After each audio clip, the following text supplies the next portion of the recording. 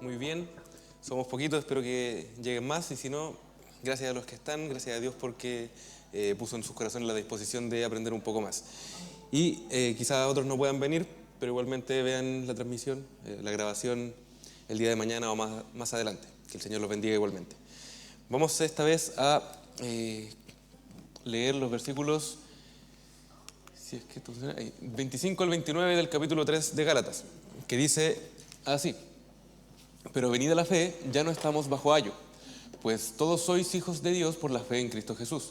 Porque todos los que habéis sido bautizados en Cristo, de Cristo estáis revestidos. Ya no hay judío ni griego, no hay esclavo ni libre, no hay varón ni mujer, porque todos vosotros sois uno en Cristo Jesús. Y si vosotros sois de Cristo, ciertamente linaje de Abraham sois, y herederos según la promesa. Pongámonos de pie y oremos al Señor. Padre, en el nombre de Jesús, te ruego en esta hora que tú puedas bendecirnos, que tú llenes nuestros corazones de tu Espíritu Santo. Ilumínanos con entendimiento para poder comprender estas palabras, Señor, que tú inspiraste al apóstol Pablo, que a veces pueden ser un poco difíciles de comprender, pero, Señor Jesús, con tu Espíritu Santo podemos comprender todos estos misterios. Gracias porque los has revelado y has permitido que quedaran plasmados y has permitido también que podamos no solamente leerlos, sino también estudiarlos, Señor, escarbar en tu palabra para desentrañar los misterios que has dejado para nosotros. Ayúdanos a aprender y también a poner en práctica todo lo que aprendamos. En el nombre de Jesús, amén. Amén. La semana pasada mi hermano explicaba que las promesas de Dios y la ley no son cosas contradictorias, sino que tienen funciones complementarias. Y explicaba que la ley actúa como un tutor o un pedagogo, según lo que decía Pablo en algunos versículos, y a pesar de que esa figura del pedagogos, del ayo, ya se explicó la semana pasada, igualmente aquí en el versículo 25 se repite. Por lo tanto, es necesario que volvamos un poco en eso. Dice, pero venida la fe, ya no estamos bajo ayo. La versión Dios habla hoy explica muy bien esto de el ayo Puse NTV, bueno, no importa. Me parece que es Dios habla hoy. Que dice, pero ahora que ha llegado la fe, ya no estamos a cargo de ese esclavo que era la ley. Si se acuerdan, mi hermano explicaba que el pedagogos no era simplemente un maestro, no era simplemente un tutor, sino un esclavo encargado de la educación del hijo de su amo, que también era su amo. Y estaba particularmente encargado de llevarlo a la escuela, de cuidarlo en su camino y de, por supuesto, también asegurarse de que no hiciera la cimarra, sino de que asistiera a sus lecciones y pudiera instruirse. Nosotros estábamos bajo ayo, dice la palabra del Señor, y ese ayo era la ley. Necesitábamos que hubiera alguien que nos llevara a la escuela, y ese alguien era la ley. Pero ahora ya no necesitamos ser conducidos por medio de las ceremonias que la ley establecía, porque todas ellas apuntaban a Jesús, y Jesús ya vino y cumplió todas las cosas. Es importante que notemos que Pablo usa reiteradamente en el capítulo 3, no solamente en estos versículos de ahora, sino desde el principio usa muchas veces la idea de estar bajo algo. Habla de estar bajo maldición, de estar bajo pecado, de estar bajo la ley, de estar bajo el ayo. Y eso lo que sugiere es que el ser humano nunca está verdaderamente sin un amo, siempre está sujeto a algo. Y la pregunta no es si es que lo estamos o no, sino más bien a qué o a quién estamos sujetos. Y esto Pablo lo dice de forma directa en la carta a los Romanos. El capítulo 6, versículo 16 dice, ¿no sabéis que si os sometéis a alguien como esclavos para obedecerle, sois esclavos de aquel a quien obedecéis, sea del pecado para muerte o sea de la obediencia para justicia? Siempre estamos sometidos a algo y hay que tener claro a quién estamos obedeciendo, de quién nos estamos haciendo esclavos. Y en este caso, al decir que estábamos bajo ayo, pero que ya no significa que ya no tengamos dueño, no significa que ya no tengamos dirección. Simplemente lo que cambia es a quién servimos, quién es esa persona que nos dirige y a quién obedecemos. Antes de Cristo estábamos bajo la ley como un custodio y en el fondo estábamos bajo el dominio del pecado.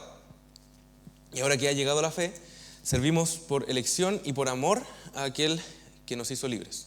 El Señor nos escogió y nosotros también hemos respondido a su amor escogiendo hacernos esclavos de Él. Por eso es que Pablo dice, pero venida la fe. No porque antes no existiera la fe, como ya sabemos, Abraham tuvo fe y también Habacuc nos dice en el capítulo 2, versículo 4, he aquí que aquel cuya alma no es recta se enorgullece, mas el justo por su fe vivirá.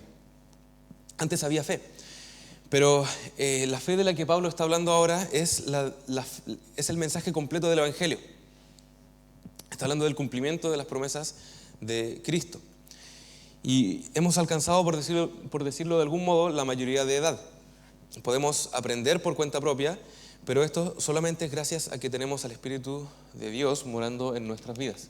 Si me ayudan, porque no puedo cambiar, por favor.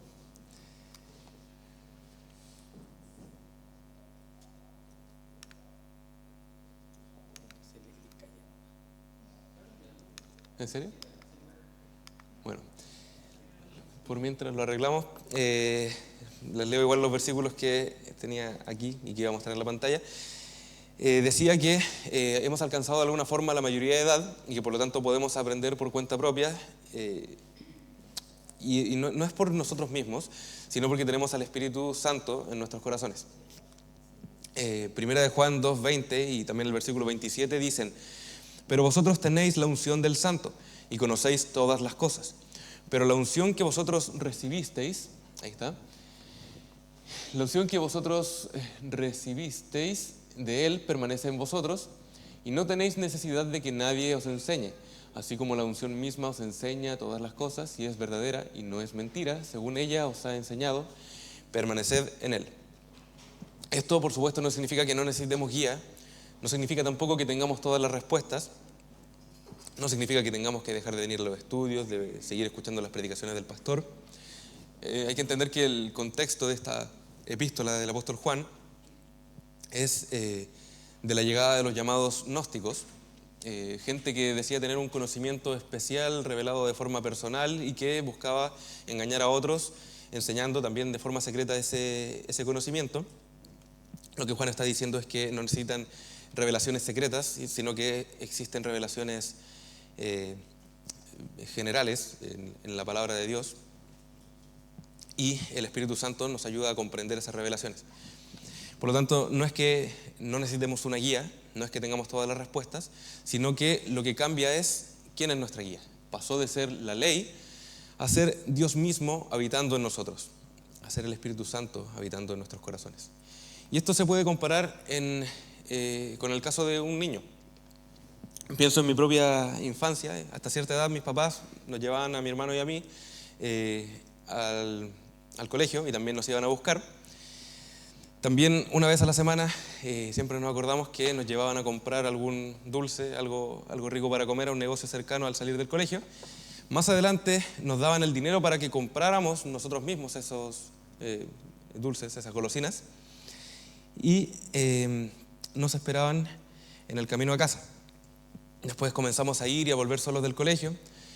Ya en la enseñanza media estaba un poco más lejos de lo que acostumbrábamos. El primer día me acuerdo que mi mamá nos fue a dejar, pero los demás días era ir y volver nosotros mismos.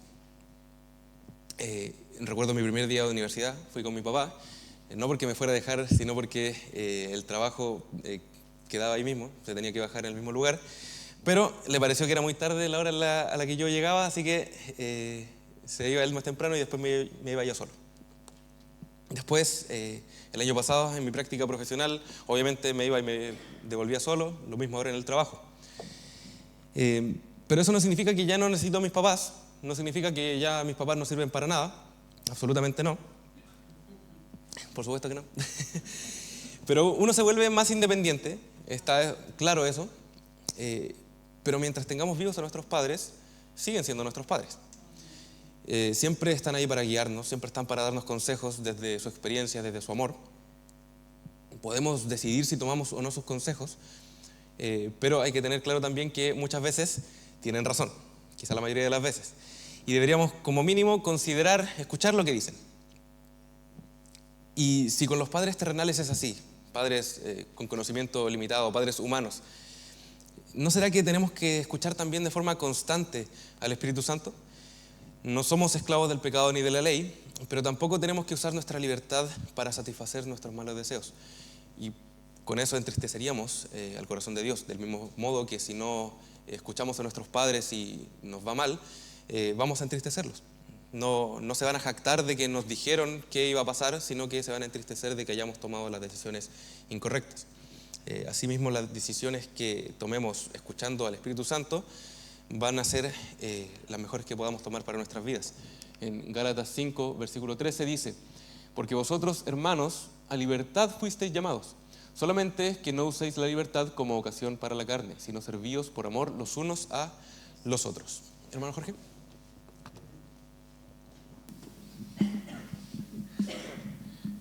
Sobre la ley y el cristiano, podemos ver completamente que somos, liberados, porque la ley hace que el cristiano viva una vida mejor, una vida más saludable. A ver, los ejemplos más drásticos, el Señor te está diciendo en los 10 mandamientos: no adulterarás. A un cristiano, qué terrible, no puedo adulterar. No, te va a dar una vida más sensata, una vida sin problemas, una vida saludable y bonita. Ahora, no robar, no, cualquiera de los otros no, ilógico en un cristiano, pero te advierte, si vienes de ahí, lo dejas. Y entonces ahí vamos que Jesús dijo: sí, cumplamos la Escritura, amando al prójimo como a uno mismo. Es decir, la ley pasa a ser ahora un apoyo, no una maldición para el cristiano, ¿ya? Por ejemplo, el político que es corrupto no le gusta la ley del Señor porque le dice corrupto. Pero el cristiano tiene que verse reflejado en la Escritura como alguien que ama al prójimo, como a sí mismo, y como dijo Jesús: no queréis jamás, cumpliendo ¿qué cosa? La ley que te hace vivir una vida sana, una vida limpia, una vida protegida para ti y para tus hijos y todos tus parientes si son cristianos. Exactamente. Sí, de hecho se me adelantó un poquito. A eso iba justo ahora. Porque hace un par de semanas me pasó algo en el trabajo. Y es que mi jefe me hizo una pregunta bien directa. Me dijo, bueno, yo le había explicado después de que tuvimos una conversación por unos temas que él tiene, y le expliqué que no nos salvamos por obras, sino que nos salvamos por la gracia de Jesús, por medio de la fe. Y me preguntó, bueno, ¿y entonces cómo se demuestra esa fe? Y le dije que precisamente se demuestra obedeciendo los mandamientos del Señor, pero que no son una forma de ganarnos la salvación, sino que esa obediencia es el resultado de ya haber recibido esa salvación por gracia. Las obras no nos salvan, pero sí muestran que hay algo real en nuestros corazones. La fe no se queda solamente en lo que uno cree, sino que se nota en cómo uno obedece. Y podríamos pensar justamente en lo que nos comentaba el hermano Jorge, en los 10 mandamientos. Hay algunos que dicen no hagas esto, otros que dicen haz aquello. Pero también, como decía el hermano, Jesús fue más allá de una simple lista de reglas y resumió excelentemente toda la ley en 2 mandamientos que eran igual de importantes: amar a Dios con todo y amar al prójimo como a uno mismo. Y ese segundo mandamiento, en la práctica, significa morir a uno mismo por otro, decidir entregarme por otro. Entonces la obediencia que viene después de la fe no es cumplir una serie de normas por obligación, ni tampoco porque me vayan a traer salvación, sino que es la forma natural en que se expresa un corazón que el Espíritu Santo ha transformado. Y eso es justamente lo que dice Juan, también en su primera carta, también en el capítulo 2, en el versículo 6. El que dice que permanece en Él debe andar como Él anduvo. Y el capítulo 4, versículo 20 dice: si alguno dice yo amo a Dios y aborrece a su hermano, es mentiroso, pues el que no ama a su hermano a quien ha visto, ¿cómo puede amar a Dios a quien no ha visto? El que dice que ama a Dios tiene que andar como Jesús anduvo, y esto se ve sobre todo en la forma en la que trata a las demás personas. No se puede decir que uno ama a Dios y al mismo tiempo odiar a la gente o ser indiferente ante los problemas de ellos. Tenemos que aprender a negarnos muchas veces para poder mostrar el amor de Dios hacia las personas y que ellos conozcan realmente a Dios. Tenemos que de algún modo esforzarnos para que ellos puedan ver a Dios en nosotros y que no vean al viejo hombre que muchas veces aflora en nuestras vidas. Versículo 26 dice: pues todos sois hijos de Dios por la fe en Cristo Jesús. Lo he dicho muchas veces y lo voy a seguir diciendo siempre, que cada texto tiene un contexto. Un versículo no se puede interpretar solamente con ese versículo, porque puede ser interpretado de muchas formas y muchas de ellas pueden estar bien, pero otras pueden estar abismalmente equivocadas. El versículo está en un párrafo, el párrafo está en un capítulo, el capítulo está en un libro y el libro en Antiguo o Nuevo Testamento. Y ambos son partes de la Biblia. Por tanto, en último término, hay que entender y recordar siempre que la Biblia se interpreta armónicamente, es una unidad, no simplemente un conjunto de escritos, sino una sola revelación de Dios para la humanidad. Y por lo tanto no hay contradicciones teológicas en ella. Y este texto en particular no lo he visto a nadie usar para justificar algo directamente, pero una de las interpretaciones que podríamos darle si lo leemos y tratamos de analizarlo por sí mismo, o solo una parte quizá, es algo que se escucha muy recurrentemente. Todos somos hijos de Dios. No sé si alguna vez han escuchado eso de parte de personas que no son cristianas. Yo lo he escuchado muchas veces. Muchos creen que Dios existe, pero jamás se acercan a Él. Y por algún motivo tienen la idea, tienen la noción de que toda la humanidad es automáticamente hija de Dios. Y quizá muchas veces eso es nuestra culpa, quizá muchas veces no hemos predicado el Evangelio correctamente, quizá nos quedamos demasiado en el mensaje del amor, que es parte esencial del Evangelio, el amor y la salvación, pero quizás muchas veces no hemos dicho de manera clara de qué nos está salvando ese amor. Y eso lleva a la gente a pensar que no hay nada de qué preocuparse. Pero la verdad es que sí hay de qué preocuparse. No predicamos simplemente para sumar gente a un culto o una reunión, sino porque estamos preocupados del destino eterno de las personas. Porque no todos son hijos de Dios, porque no todos van al cielo. El apóstol Juan, en la maravillosa introducción de su evangelio, en los versículos 11 al 12 dice: a lo suyo vino, y los suyos no le recibieron, mas a todos los que le recibieron, a los que creen en su nombre, les dio potestad de ser hechos hijos de Dios. No queda ninguna duda en este pasaje que ser hijo de Dios no es una condición automática que viene solamente por existir, sino que es algo que se recibe, es un derecho, una potestad que uno adquiere cuando cree en Cristo, cuando uno lo recibe. Y no queda determinado quién es hijo de Dios y quién no lo es solamente, sino que Jesús mismo, de hecho, llega a decir de forma directa en algunos casos específicos, como los fariseos que creían y declaraban con orgullo e hipocresía que eran hijos de Abraham, pero rechazaban la verdad que tenían delante. A ellos les dijo en Juan 8:44: vosotros sois de vuestro padre el diablo, y los deseos de vuestro padre queréis hacer. Hay hijos de Dios, los que reciben a Jesús, los que creen en Él, y hay también hijos del diablo, los que siguen sus deseos. Y con eso queda claro que la filiación, el vínculo de padre e hijo que podemos tener con Dios no es algo universal, no es algo automático. Por eso me gustó aquí cómo pone el versículo 26 la TLA.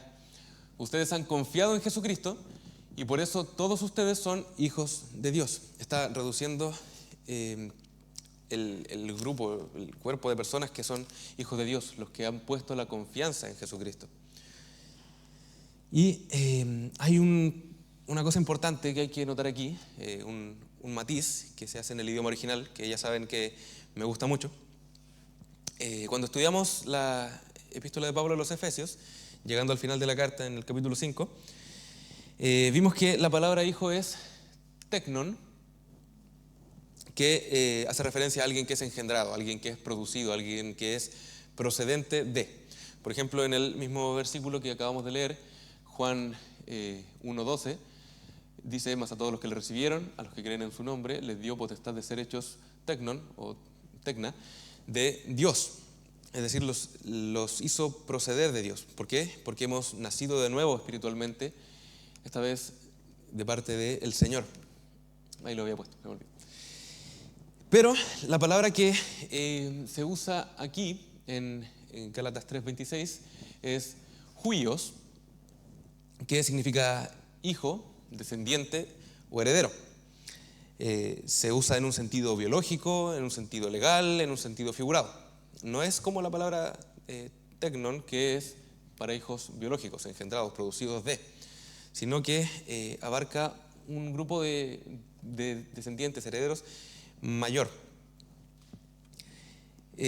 Probablemente el motivo para usar este término es que Pablo se quiere referir a la adopción legal, alcanzando la mayoría de edad y siendo reconocido públicamente como hijo con plenos derechos, siendo reconocido como hijo. Somos adoptados, somos reconocidos por Dios y somos presentados como hijos a toda la familia del Señor. Pablo usa la misma imagen en la epístola a los Romanos, capítulo 8, versículos 14 y 15. Dice: porque todos los que son guiados por el Espíritu de Dios, estos son hijos de Dios. Pues no habéis recibido el espíritu de esclavitud para estar otra vez en temor, sino que habéis recibido el espíritu de adopción, por el cual clamamos Abba, Padre. Ahí también dice, estos son huios o huioi de Dios. Somos adoptados. Y esto conecta de forma bastante directa con lo que ya dijimos en el versículo 25. Dejamos de estar bajo el ayo, pero no para quedar sin guía, sino para ser adoptados como hijos con plena autoridad y cercanía filial, con una relación real de padre e hijo con Dios, guiados por el Espíritu mismo y no por un tutor externo como era la ley. No es un nacimiento genérico lo que Pablo está describiendo, sino que es una adopción deliberada, legal y amorosa. Y esto nos da el derecho de clamar a Dios como Padre, de referirnos a Él con toda confianza como nuestro Padre, con la misma confianza e intimidad que un hijo que ya que fue adoptado y alcanzó la mayoría de edad en esos tiempos. Si seguimos con la figura de la adopción, no se trata simplemente de un cambio de tutor, un cambio de vivienda, sino de un cambio completo de identidad, de familia y muchas veces incluso un cambio de nombre. Cuando un niño en Chile es legalmente adoptado, ya deja de ser identificado por su origen biológico y pasa a llevar el apellido de aquellos que lo reciben como hijo. Nuestra propia legislación en la ley 19.620, artículo 37, establece esto de forma clara. Esta es la ley que regula la adopción. Y dice, la adopción confiere al adoptado el estado civil de hijo de los adoptantes, con todos los derechos y deberes recíprocos establecidos en la ley, y extingue sus vínculos de filiación de origen para todos los efectos civiles. ¿Qué quiere decir esto? Legalmente el adoptado deja de pertenecer a su familia de origen y pasa a pertenecer, con todos los derechos y deberes, a su nueva familia, excepto para el ámbito del matrimonio. No pueden contraer nupcias con miembros de la familia biológica, por claras razones. Pero este cambio que tiene un adoptado es tan real y es tan completo que incluso si usted saca un certificado de nacimiento, va a ver que está modificado. Se cancela la inscripción original del niño, la de su familia biológica, y se hace una nueva inscripción en el registro civil como hijo de los adoptantes. No queda un registro paralelo, no queda una nota al margen que recuerde el origen anterior del adoptado, sino que hay legalmente un nuevo comienzo. Esto no siempre fue así en Chile. En nuestra legislación, bajo normas anteriores, el adoptado no tenía el mismo estatus que un hijo biológico para efectos de sucesión hereditaria. Se le consideraba en una categoría distinta y por lo tanto recibía, cuando el padre moría, una porción menor que la de los hijos biológicos. Hoy, en cambio, como ya leímos, tiene todos los derechos de un hijo y el adoptado, cuando muere el adoptante, hereda exactamente lo mismo que los hijos biológicos, porque legalmente es un hijo en todo sentido, no tiene ninguna distinción, ninguna categoría inferior.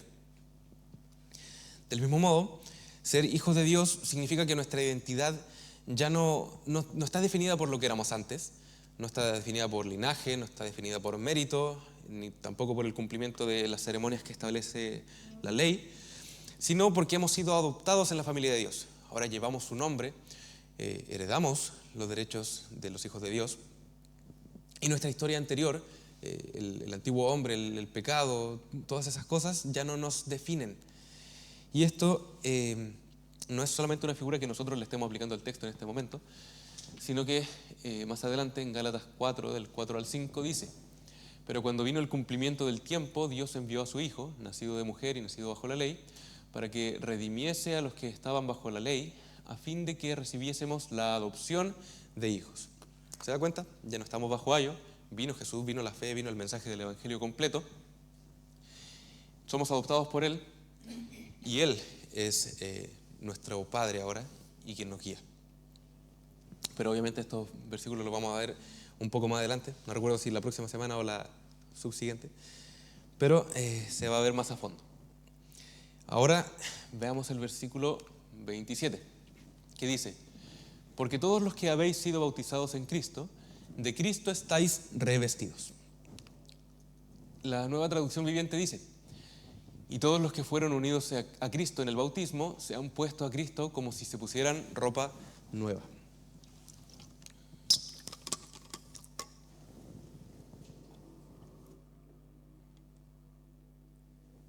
Yo me voy a tener que poner ropa nueva porque me mojé.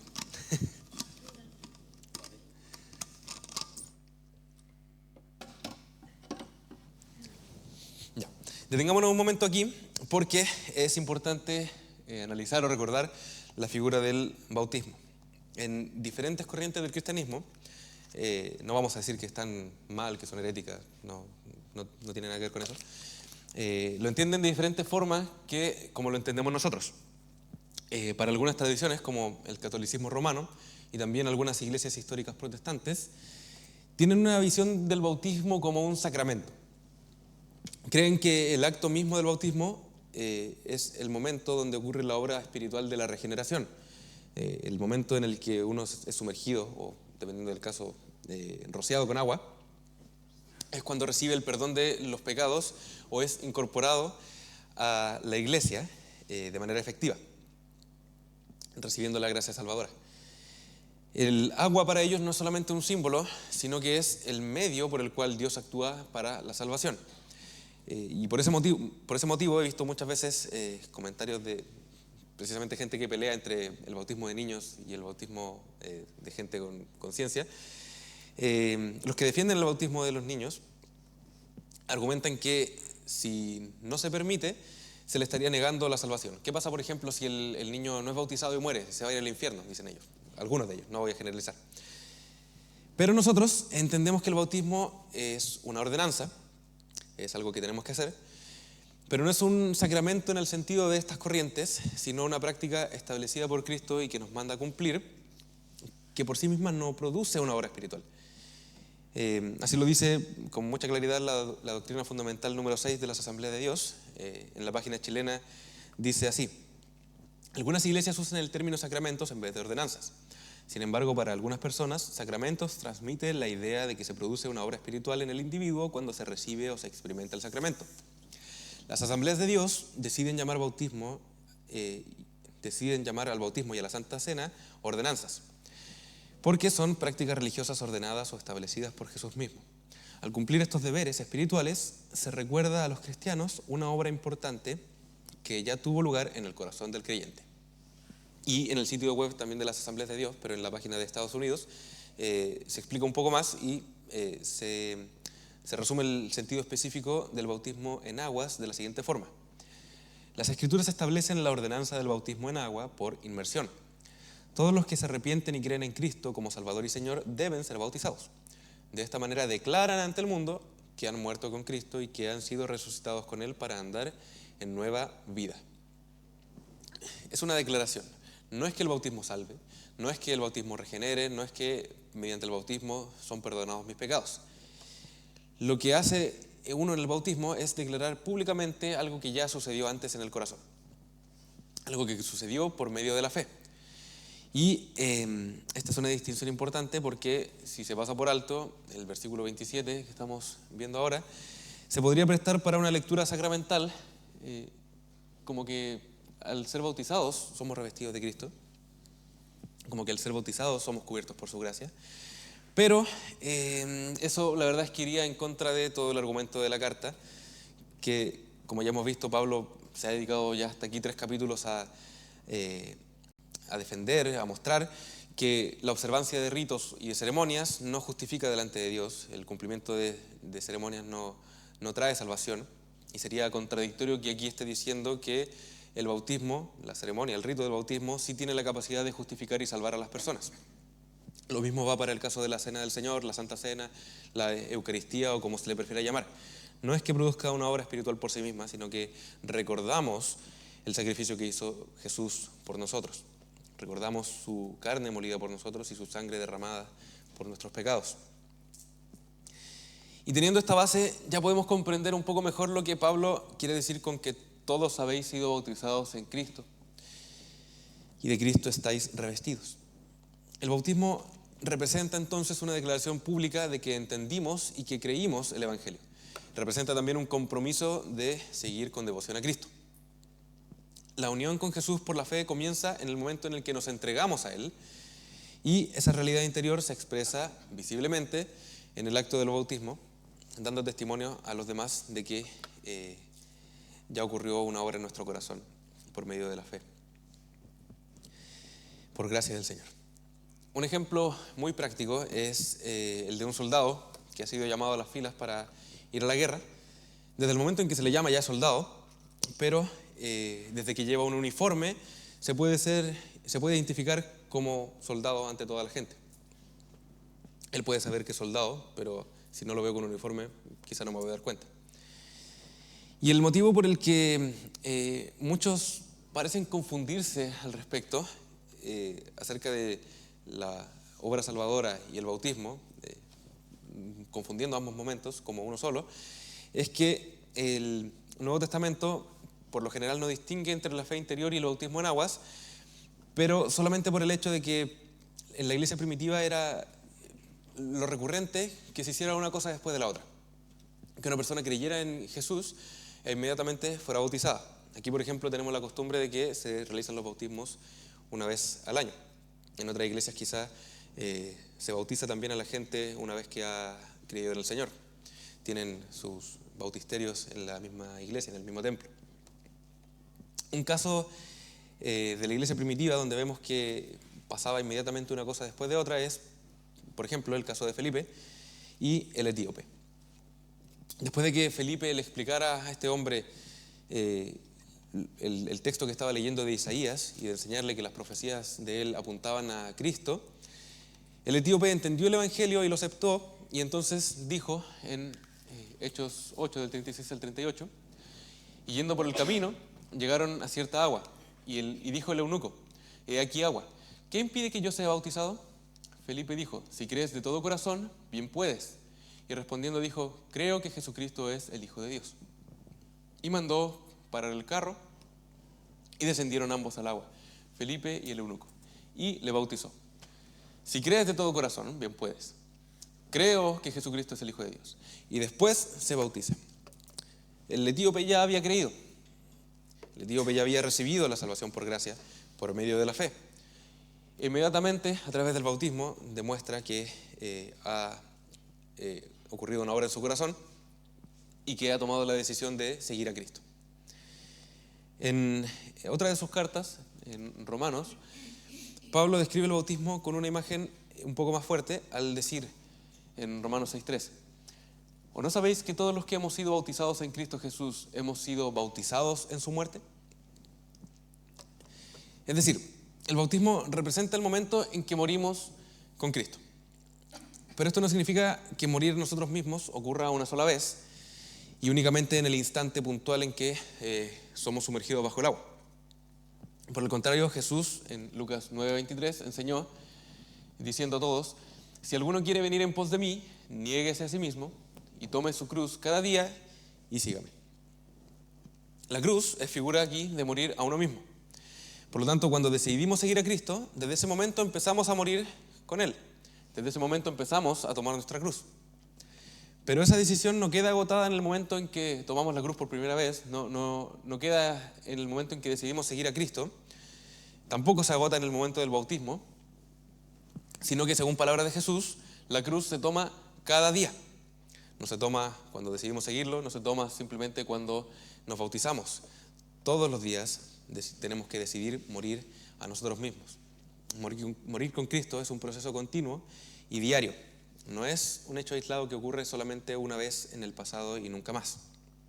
Como les decía al principio, siempre tenemos que negarnos a nosotros mismos por amor al Señor y también por amor a nuestro prójimo.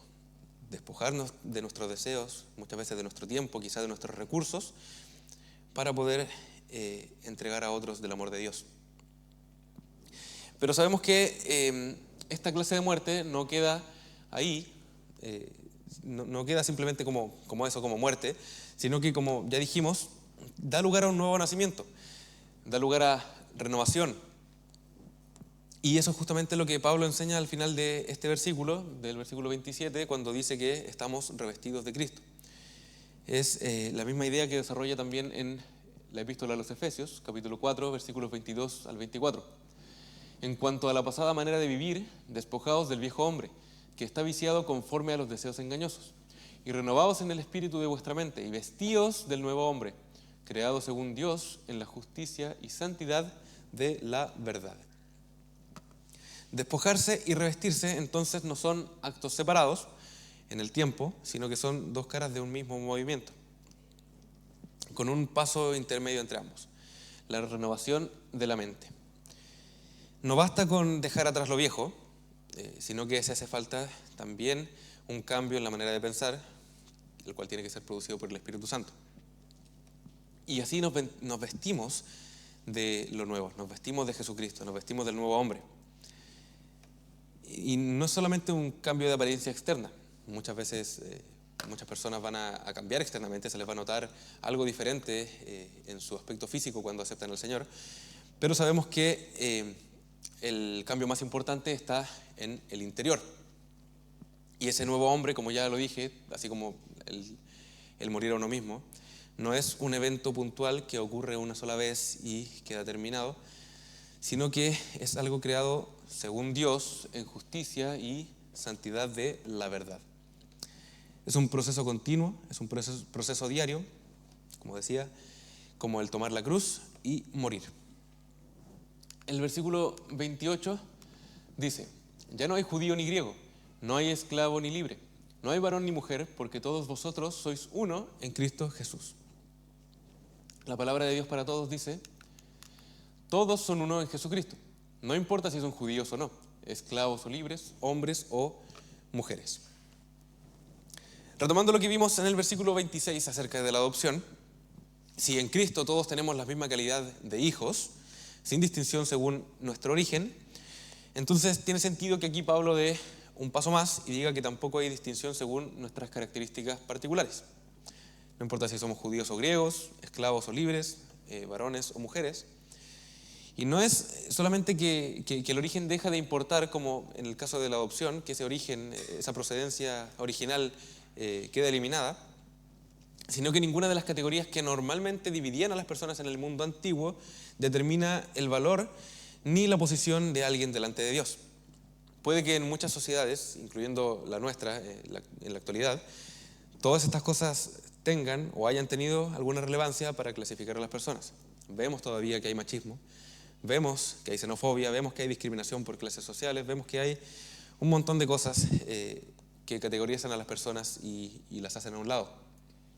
Particularmente en el mundo judío, y no por mandamiento de Dios, sino por la corrupción del corazón de las personas, todas esas categorías eran extremadamente relevantes: esclavo, libre, hombre, mujer. Pero específicamente sobre judío o griego o gentil, es evidente que los judíos se sentían, y todavía hoy muchos se sienten, superiores a cualquier otra etnia, a cualquier otra raza, a cualquier otra nación. Pero en Cristo, nada de eso pone a las personas en un lugar de mayor o menor honor. Y esto conecta directamente con el propósito central de la epístola de los Gálatas. Y no se trata de que Pablo simplemente estuviera confrontando a la ley con la gracia, como dos ideas abstractas, sino que el conflicto real y concreto que estaba resolviendo existía entre judíos y gentiles, como vemos, por ejemplo, en el caso de Pedro y la reprimenda que Pablo tuvo que darle. Dentro de la iglesia había judíos y gentiles, y muchas veces los judíos se sentían superiores a ellos, o en el caso de Galacia, les estaban obligando a seguir las costumbres y leyes judías. Les insistían en que tenían que circuncidarse y guardar la ley para ser aceptados plenamente, como si hiciera falta que se hicieran judíos para pertenecer del todo al pueblo de Dios, como si no hubiera bastado con creer en Jesús. Pablo responde a ese conflicto diciendo que no tiene que existir, no puede, no es posible que exista ese conflicto en Cristo, porque ahora ambos pueblos, y todos los pueblos, cuando creemos en Jesús, son uno solo. Efesios 2:14 dice, porque Él es nuestra paz, que de ambos pueblos hizo uno, derribando la pared intermedia de separación. Y esta unidad, ponernos al mismo nivel, es eso, ponernos al mismo nivel. Porque no significa que los que no somos judíos podemos pensar que somos mejores que ellos, o pensar que los hemos reemplazado. Pablo advierte también sobre esto, usando la imagen de un árbol en la epístola a los Romanos. Capítulo 11, versículos 17 y 18. Pues si algunas de las ramas fueron desgajadas, y tú, siendo olivo silvestre, has sido injertado en lugar de ellas, y has sido hecho participante de la raíz y de la rica savia del olivo, no te jactes contra las ramas. Y si te jactas, sabe que no sustentas tú a la raíz, sino la raíz a ti. Los gentiles, nosotros, como ramos de olivo silvestre, fuimos injertados en el mismo árbol que la promesa hecha a Abraham. No formamos un árbol aparte, no formamos un árbol superior, sino que fuimos incorporados a la misma raíz que es Jesús. Una vez injertado, ya no hay diferencia de estatus entre rama original y rama injertada. Ambas se nutren de la misma savia, ambos se alimentan por el mismo proceso de fotosíntesis, ambos pertenecen al mismo árbol. Y si recordamos lo que hablamos en el versículo anterior, en el versículo 27, sobre la vestimenta y la analogía del soldado, podemos decir que, siendo salvos en Cristo, con independencia de nuestras características personales o de nuestro origen, ahora todos vestimos las mismas ropas, vestimos todos el mismo uniforme. Pero igualmente hay que ser cuidadosos con el alcance de esta unidad, el alcance de esta eliminación de diferencias. Porque Pablo dice, no hay judío ni griego, no hay esclavo ni libre, varón ni mujer, lo que no significa que todas las diferencias de las personas quedan borradas sin excepción, sino que Pablo está eliminando las diferencias en cuanto al modo de obtener la salvación.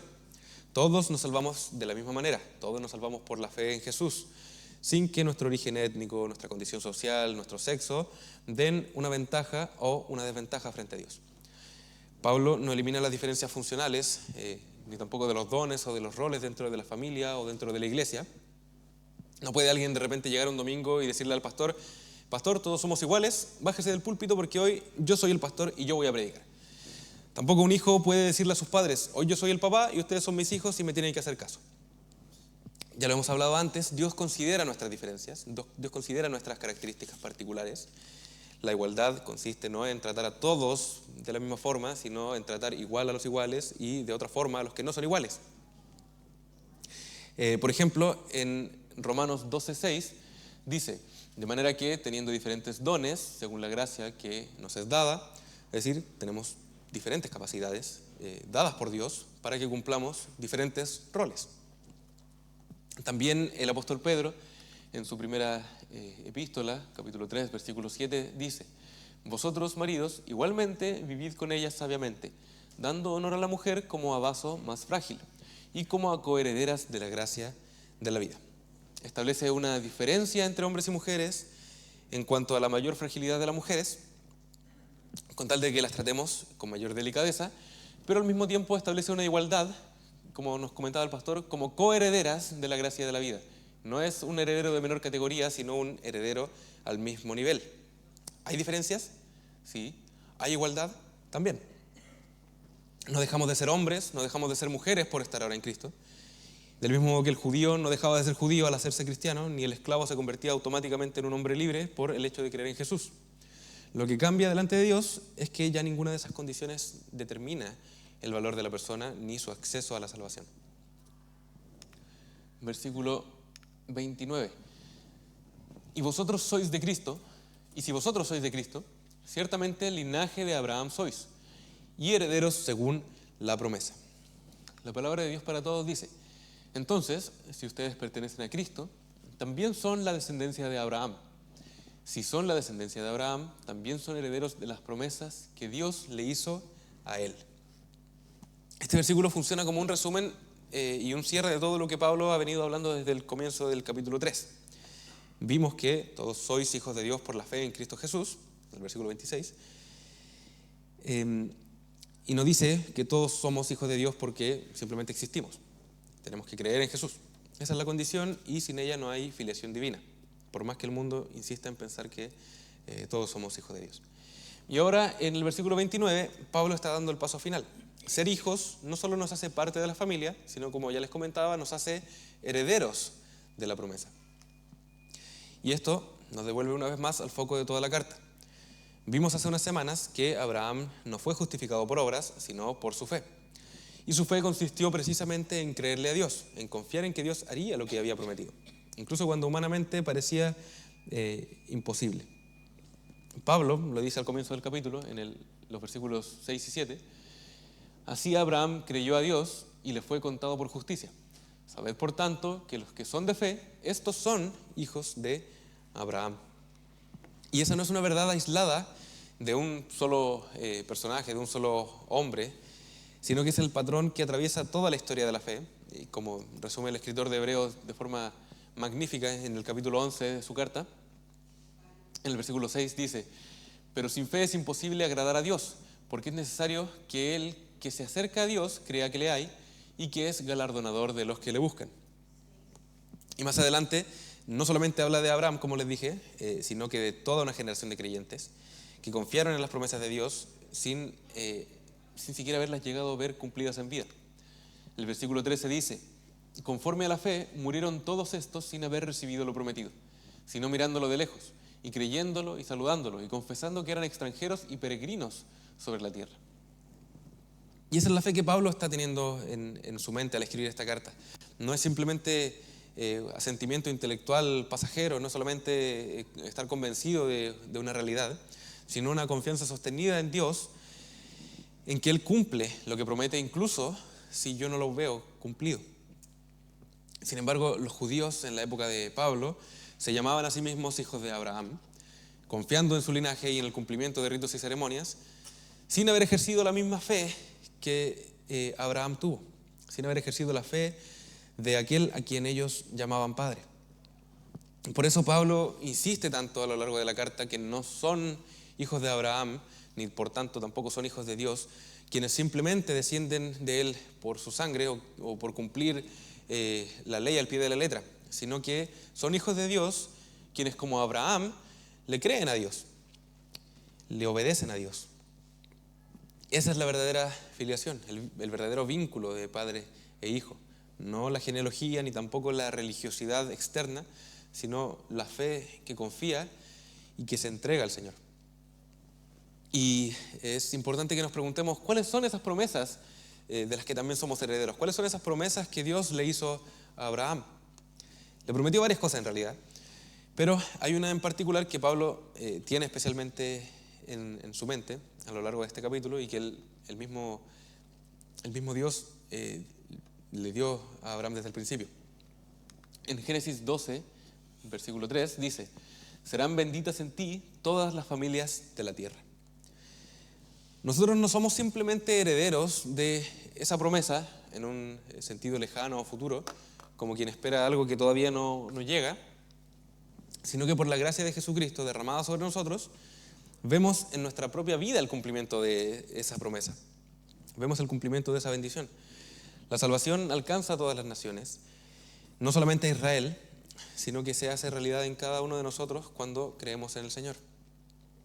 Hemos sido benditos por la descendencia de Abraham, que es Jesucristo. Todo el mundo ha sido bendecido por el conocimiento del Señor, aunque aún falta que muchas personas oigan de su nombre. Pero confiamos en la expansión de su mensaje, que es maravillosa. Y esto explica por qué el versículo 29 dice de forma tan segura que somos linaje de Abraham y herederos según la promesa.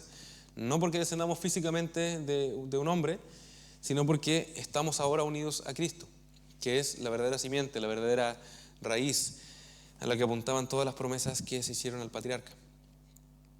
Y Pablo desarrolla la misma idea de la unión con otra imagen en Romanos 6:5, que dice: porque si fuimos plantados juntamente con Él en la semejanza de su muerte, así también lo seremos en la de su resurrección. Como decíamos, como una rama injertada llega a compartir la misma raíz y la misma savia que el árbol en que es injertado, Quien está unido a Cristo por la fe queda coplantado con Él. Y por eso hereda todo lo que pertenece a Él como heredero legítimo. No hace falta ser descendientes biológicos de Abraham para que heredemos la promesa que el Señor le hizo, ni tampoco se nos exige que cumplamos con rigurosas ceremonias o ritos, sino que basta que estemos en Cristo, porque Él es quien realmente recibe y comparte esa promesa con todos nosotros. Recordemos que es necesario estar unidos al Señor, que nosotros somos simplemente pámpanos y Él es la vid, y que separados de Él no podemos hacer nada y no somos nadie. Nos ponemos de pie si es que no hay ninguna pregunta y oramos al Señor. Gracias, Señor Jesús. Gracias porque nos llamas hermanos. Gracias, Padre bendito, porque nos has adoptado, nos has llamado tus hijos, nos has dado un nuevo origen. Gracias porque ya no importa quiénes éramos antes. Tú has borrado, Señor Jesús, ese origen que teníamos, ese ser de pecado, ese hombre y mujer que estaba sujeto a la ley y al pecado. Gracias porque nos has dado un nuevo nombre, una nueva familia, y nos has hecho parte de las promesas que le hiciste a estos hombres tanto tiempo atrás. Gracias porque en ti tenemos salvación. Gracias porque podemos estar seguros de que tu gracia alcanza para salvarnos. Gracias porque no nos exiges nada más, porque no nos exiges tener ciertas características particulares para alcanzar la salvación, sino que simplemente por amor y por tu gracia has permitido que seamos unidos a tu familia. Y un día, Señor Jesús, queremos verte en toda tu gloria y majestad. Por lo tanto, te ruego que nos ayudes a permanecer en ti. Ayúdanos a no jactarnos de que nos has salvado, porque es por pura gracia y no por mérito. Ayúdanos, Señor Jesús, a ser agradecidos de ese amor incondicional que has tenido por nosotros y a responderte, Señor Jesús, según ese mismo amor, muriendo a nosotros cada día, amándote a ti y amando a nuestro prójimo. Ayúdanos a mostrar a otros que tú salvas, Señor Jesús, que tú sanas. Predicar de tu evangelio, Señor Jesús, con tal de que te conozcan, con tal de que conozcan la condición en la que se encuentran, la misma condición en la que nosotros nos encontrábamos, y clamen a ti, Señor Jesús, y también puedan junto a nosotros decir: Abba, Padre, sumarse a esta familia, Señor Jesús, y verte un día, Señor. Estar contigo cuando ya no haya más corrupción, cuando ya no haya más llanto, no haya más dolor. Bendice a todos los que escuchen este mensaje, Señor Jesús, y a todos los que eventualmente les prediquemos tu evangelio. Prepara la tierra, Señor, para que la semilla sea plantada y crezca y produzca mucho fruto. En el nombre de Jesús, amén. Amén. Está despedido.